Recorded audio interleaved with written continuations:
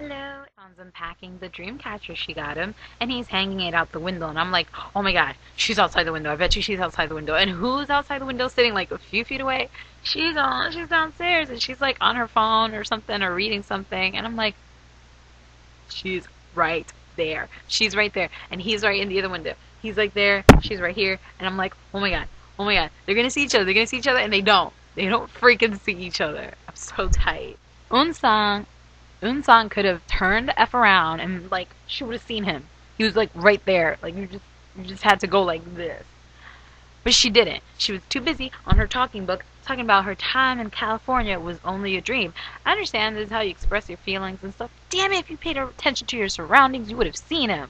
He was like right. Oh my god. Now you see Kim Tan's like alone eating dinner or lunch or whatever, and he hears like horror music background, and I'm like, he's gonna discover her now, right? Like, cause she was a few feet away from the window, like she was like right there, and he's hearing this, and at one point he just kind of gets up and then runs to open the door, and then you just see her, the back of her head just run and flies, runs into the room.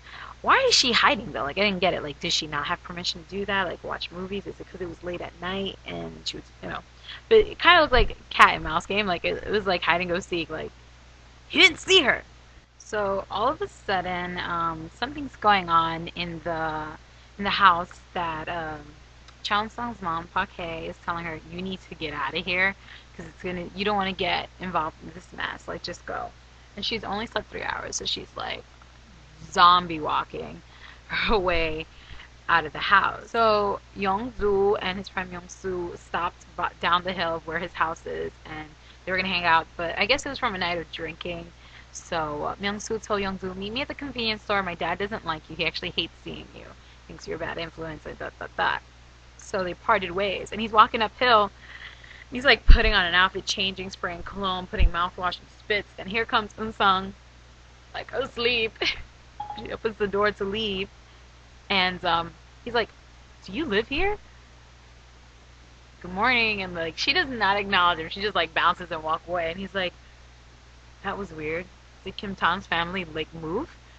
So I thought that was like a funny scene. I was like, "Please don't tell me this is another guy that's gonna like her, because not everybody can like her. Am I right? Like, I mean, she's so lucky if she has all these guys liking her. It's the best feeling in the world."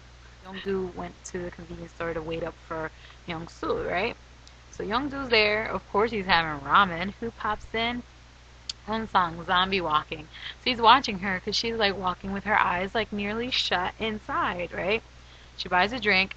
She pays for it. She literally walks over by him and chugs the thing in like one shot. So he's like looking at this girl like she's pretty amazing.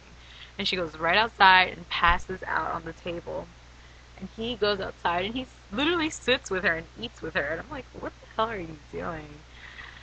But all of a sudden these kids come by and they're making so much noise, and he's telling them to be quiet because she's sleeping, and they ended up crying. So she ended up waking up and walking away, and he ends up having like a little argument with these kids because they're calling for their mom, and he's like, all right, you guys are showing off that you have your moms, fine, whatever. I don't have my mom, fine. You want to rub it in my face and things. And then Myung-soo had to pick him up. So it was like an interesting scene. Now this is the second time Eun-sang and Young-doo are like in the same scene, but I feel like this is the first time he sees her, like he notices her. And while they were driving, before they drove off, he's like, did you get everything you needed? He was like saying something about his heart, like she probably took his breath away. He's like admiring her, like schlumping her way downhill half asleep. Now we see Lee Bona in her element. She's in this like, I guess it's like one of those channels that they do like Music Countdown, M Countdown, or Music Bank, or whatever those things are called, all those shows.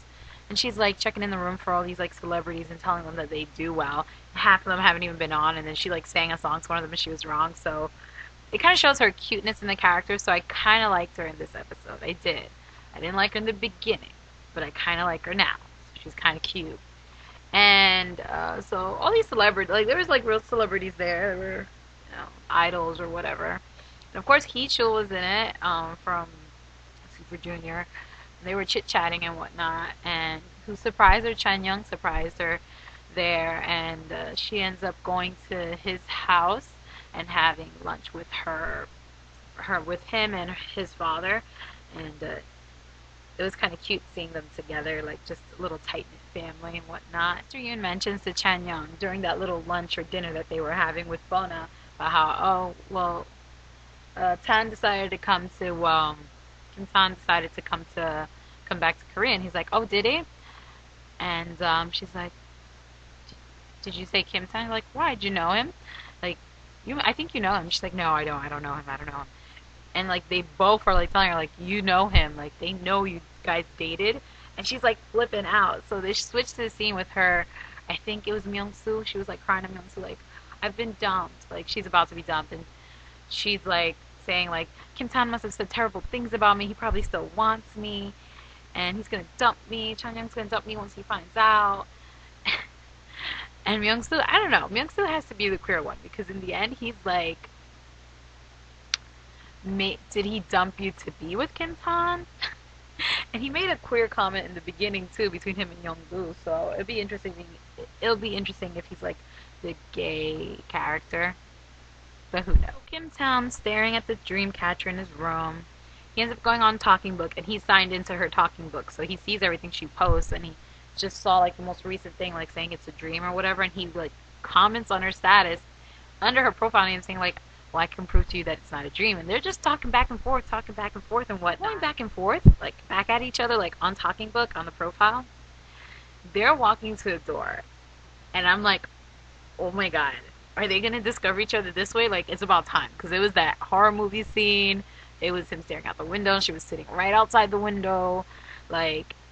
You know, he even saw like a rack of clothing hanging outside to dry, so he kind of, it caught his eye, so he's like aware there's probably someone else there.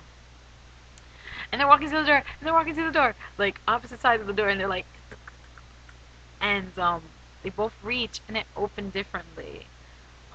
They were in the opposite sides, so Won-sung was like there, and he was like here, and I was so sad, because I was like, what the fuck? I was so excited for them to see each other.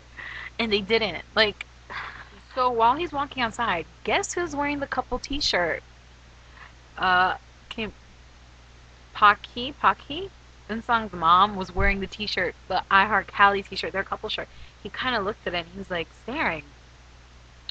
So I feel like that probably like turned a switch. Now being a little more weirder. Like he was getting upset because there was this like random girl that he keeps seeing running around. So he ends up asking his mom like, is there someone else living here, like or a horror movie thing? He's like, what, are you getting nightmares? Like, no, I keep seeing back of a girl with long black hair. It's like, oh, it must be our housemate's daughter. What's her name? She just moved in, Song.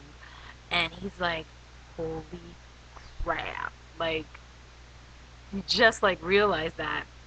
And now he's like trying to confirm if this is the Song that he knows, right?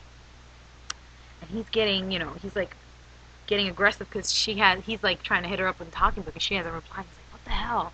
And she just like wrote like, I'm just drinking water. And then he's like, before she even replies, he's like frustrated, like refreshing Talking Book. No comment. It looked like he was about to break his phone. And when she said, I'm drinking water, he like rushes out of this huge mansion into the hallways, running into the kitchen, and he's like peering. And he sees it. There she is, drinking water. And he like opens it a bit, and that's where it stops.